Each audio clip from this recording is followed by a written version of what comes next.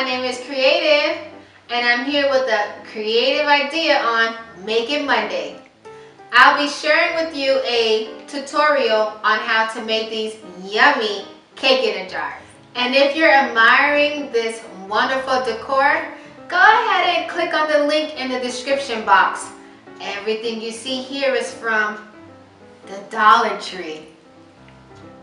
Now, let's get started in the kitchen.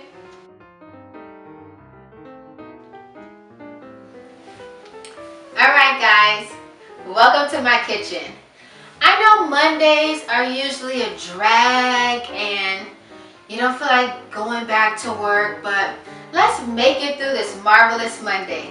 Let's get started. First things first, preheat that oven to 350 degrees. Next, I'll be showing you the ingredients that we'll use for today's simple recipe.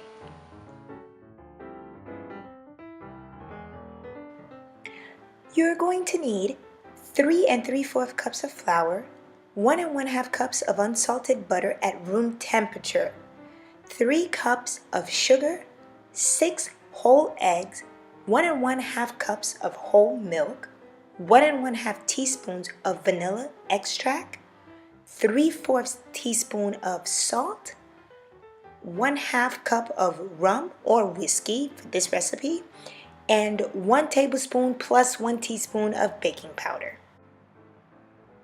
I already added the baking powder and the salt to my flour. Now I will whisk the dry ingredients to blend them together.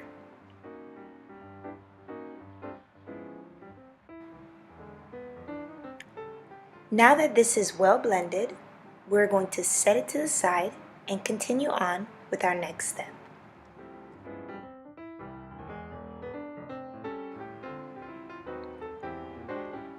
Take your unsalted butter and place it in your mixing bowl.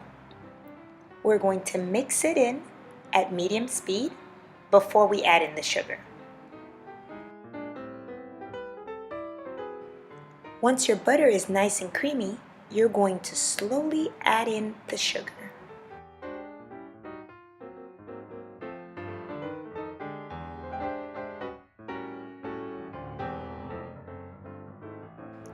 Be sure to use your spatula to scrape off the sides of the bowl. Next, we're going to add our vanilla extract, and then we'll add the rum. Since this is for St. Patrick's Day, you could add whiskey instead of rum if you'd like.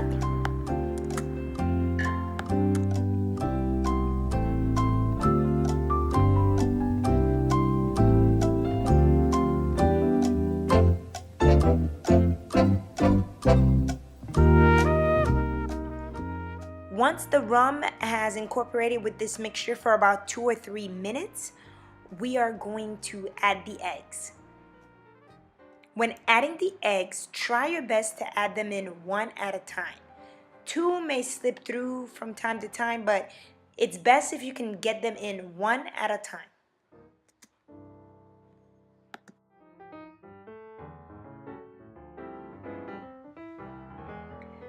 So now while that's going on, I know you guys see my centerpiece back there in the background. Let's go take a look. If you want to see a full tutorial on how I accomplished this St. Patrick's Day inspired centerpiece, just make sure you look in the description box for the link to my very first YouTube video. Now back to baking. Now before we add our flour to our mixture, make sure that you sift it through your colander. When adding the rest of our ingredients to our butter mixture, we're going to go from dry ingredients to the wet, back to dry, and then wet again. So I'm slowly going to add in my flour mixture to the butter mixture, just a little bit at a time, and let that blend all together. Again, make sure to always scrape your sides with your spatula. Once that's well mixed, I'm going to add a little bit of the milk. and do this back and forth until I've used up all of my ingredients.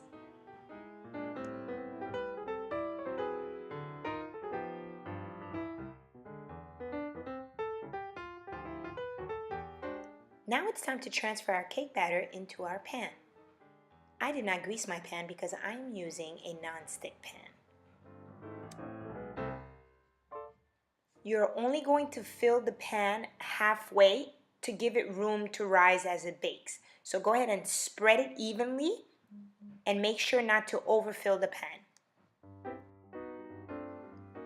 It's a good idea to tap your pan a little bit like this to make sure there are no air bubbles before putting it in the oven. Okay, we'll let that bake for a good 25 to 30 minutes. While that's baking, we'll go ahead and get started on our frosting. For the icing, you'll need 1 1/2 cups of unsalted room temperature butter, 1 teaspoon of vanilla extract, some milk to thin out the icing if necessary, and 6 cups of sifted powdered sugar. So first thing is to add the butter, and we're going to mix it at medium speed until it's smooth. Once our butter is at a creamy consistency like this, we're going to go ahead and add our vanilla extract. Once we've mixed that for a little bit, we're going to go ahead and add the sifted powdered sugar and mix again. This is the time to add some milk to thin out the icing and make it the consistency that you desire. Make sure to add only a little bit at a time. I went ahead and added a little bit of rum to give this some kick, but you don't have to do that for the icing. Since I'm doing this for St. Patrick's Day, I went ahead and added a few drops of green food coloring. That's optional as well. To make things a little bit easier, I went ahead and took my icing bag and put it on top of this cup here so that it can hold it down as I fill in the bag with the icing that I just made. Next, I'm using a circular cookie cutter that's the appropriate size of the mason jars that I'm going to be using to create my cake in a jars. You just go ahead and cut your circles throughout the entire cake until you don't have any cake left.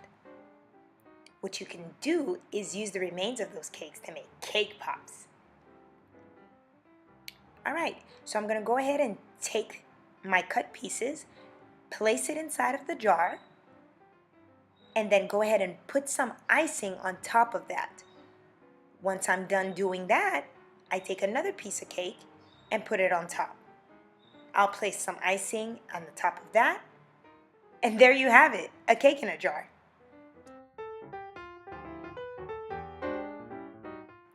If you want, you can even add a little bit of sprinkles to the top for presentation's sake.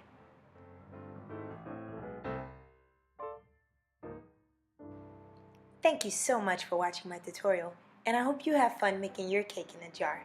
Don't forget to like, comment, and subscribe. I'll see you on the next Make It Monday.